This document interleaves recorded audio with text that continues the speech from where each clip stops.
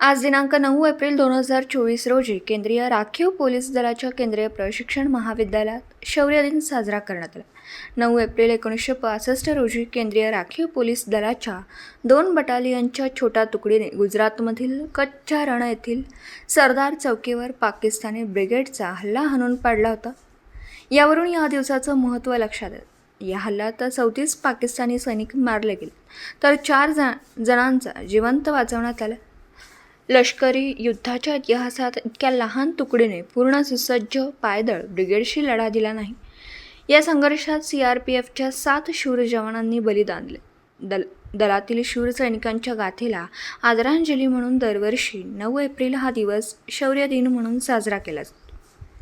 यावेळी सकाळी 9:35 quarter guard येथे मुदखेड संस्थेचे उपायुक्त सध्या प्रभारी कमांडंट CTC प्राध्यापक अरुण कुमार यांच्या हस्ते मानवंदना घेण्यात आली. त्यानंतर लष्करी परिषदेचे आयोजन करण्यात आले. यानंतर पोलीस शौर्य पदक मिळालेले संस्थेचे सहाय्यक कमांडंट वासुदेव यांचा गौरव करण्यात आला. त्यानंतर मुदखेड संस्थेचे उपायुक्त सध्या प्रभारी कमांडंट CTC अरुण कुमार उपायुक्त यांनी शौर्य पुरस्कार प्रदान केला. उपस्थित सर्व अधिकारी, अधीनस्थ अधिकारी व प्रशिक्षक यांना शुभेच्छा देताना या घटनेपासून प्रेरणा घेण्याची विनंती केली.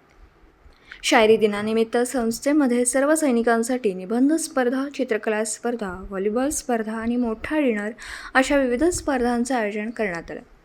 यावेळी या संस्थेचे इतर अधिकारी Shri Mohammad Shahnawaz, deputy commandant Jacky Kumar, assistant commandant PMG Vasudev, assistant commandant S Ramesh, assistant commandant वैद्यकीय अधिकारी डॉक्टर निलेश कुमार व इतर अधीनस्थ अधिकारी व प्रशिक्षक उपस्थित होते. दिवसभरातील घडामोडींचा आढावा घेण्यासाठी पाहत रहा N24 मराठी न्यूज चॅनल.